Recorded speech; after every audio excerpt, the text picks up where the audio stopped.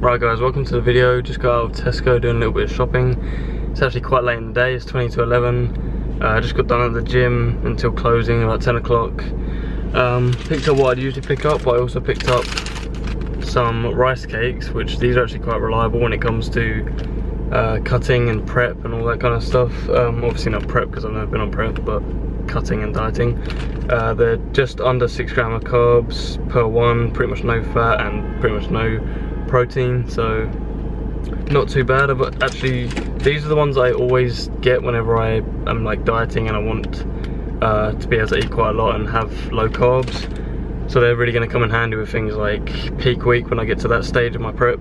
But I also went for caramel ones just for a little bit extra flavour because I've never tried these ones. Not sure if they're any good, gonna give them a go. But because there's that caramel flavour in there, they are like 3 carbs more per one.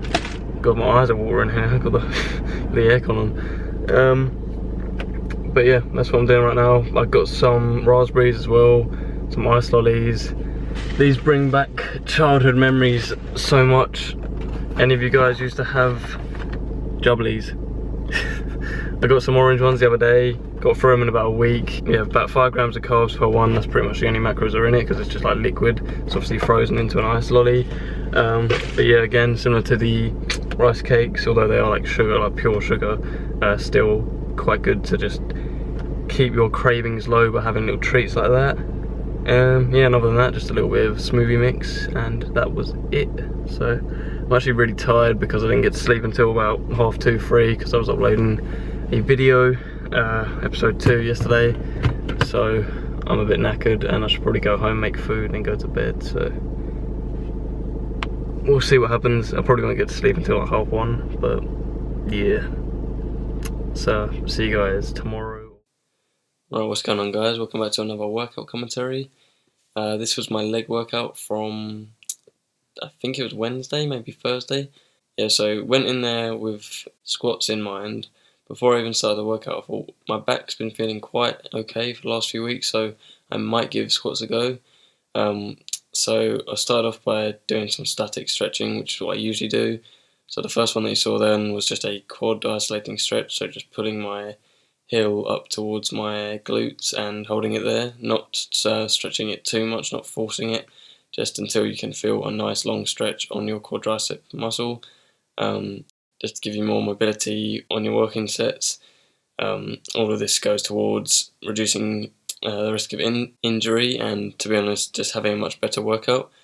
After that, also did some hamstring ones, some adductor ones, going from one toe to the other to stretch the adductors, but also each individual side for the hamstrings. And I don't usually do this much of a stretch for my hamstrings. I usually just do the kind of contractions that you're going to see towards the end, and also this kind of, I don't know what you call this one, where I've got my elbows on the inside of my knees, stretching the adductors again, the glutes, the hamstrings, going back and forth, lifting my glutes and my hips out of that bottom position to kind of take away from the stretch and then go back into it to get a nice kind of, 3 seconds on the stretch, a couple of seconds out, just to stretch and contract almost, except you're not contracting like you would on actual exercise. And then these last ones here is what I'd usually do for hamstrings, just some contractions, get the blood in the muscle, almost like a form of doing warm-up sets in terms of blood flow.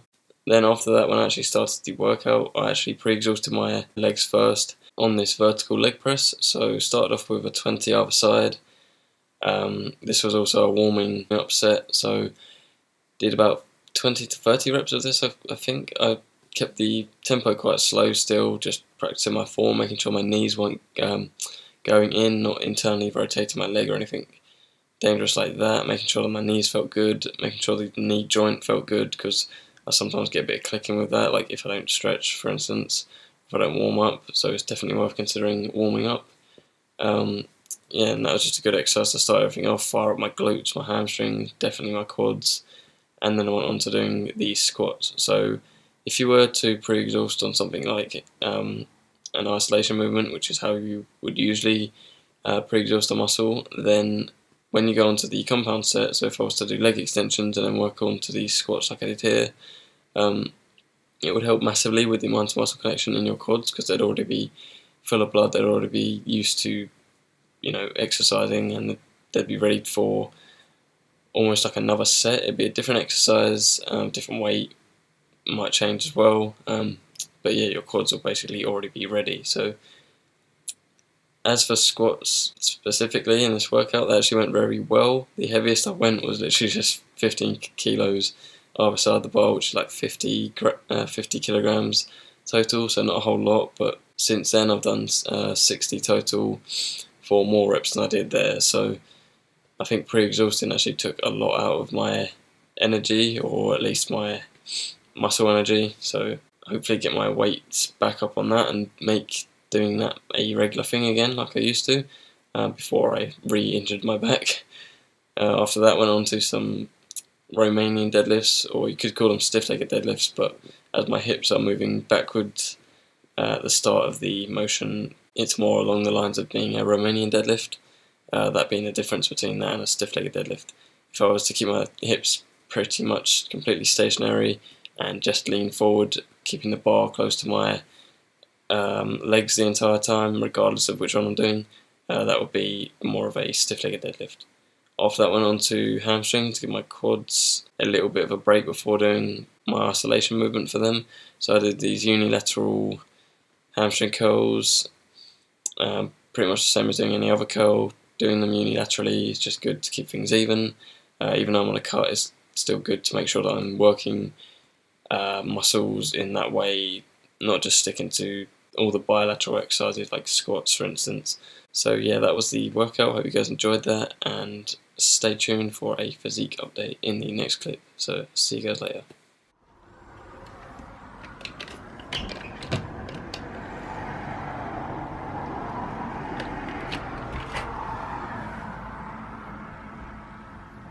Right, so 153.25 or a quarter is apparently my new lowest weigh-in, which is funny because yesterday I was about 154 and a quarter, so that kind of dropped drastically, a little bit too fast. I did actually want to speed things up, so since my last video I think I've upped my cardio by about 50 calories. I'm doing about 250 calories on the treadmill.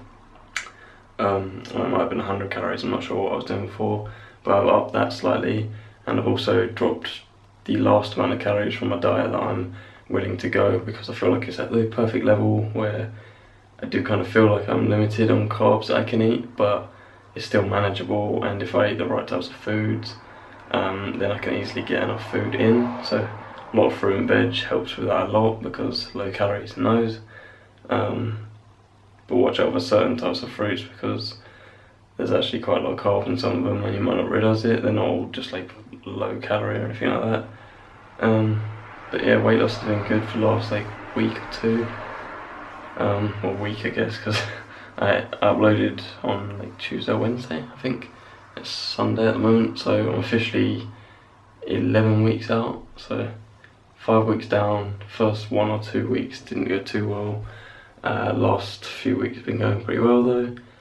So I'm actually going to do a little physique update, and just show you guys where I am. Right, so far I've noticed the most like weight loss from my stomach and my abs, which I'm actually quite pleased with, because I thought that'd be like the last thing that'd come through.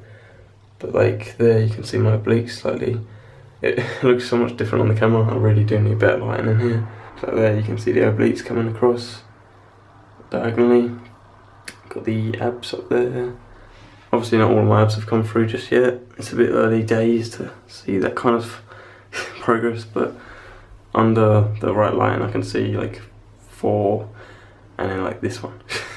For some reason this side's leaning out a lot quicker than this side, which is a bit unusual, but I'll probably see a lot of this bit first, and then that will gradually come through, and eventually all of it.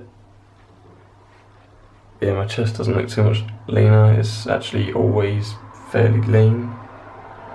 That'll be different per person. Some of you might have like permanently lean like midsection and hips, whereas that's where I hold most of my fat, on my hips here, on my lower back and hips, and lower abs. But yeah, the progress on the upper abs is not too bad so far. Watch out for the massive tan lines on my arms and neck.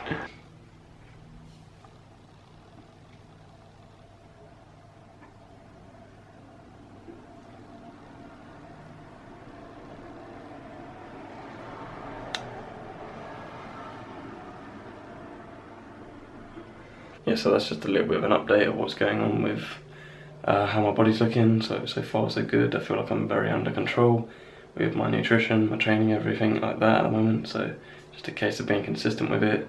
Once I hit a stopping point, I'm gonna either have to start incorporating refeed days, which will probably be every Sunday, which that means some days it'll be a rest day, which I'm fine with, and other days it'll be probably like a leg day. So I'm putting the extra carbs from the refeed to good use, because I'll be doing quite a hefty workout, because legs are always something that's just an absolute bitch to train. See how things go and make any changes that we need to make.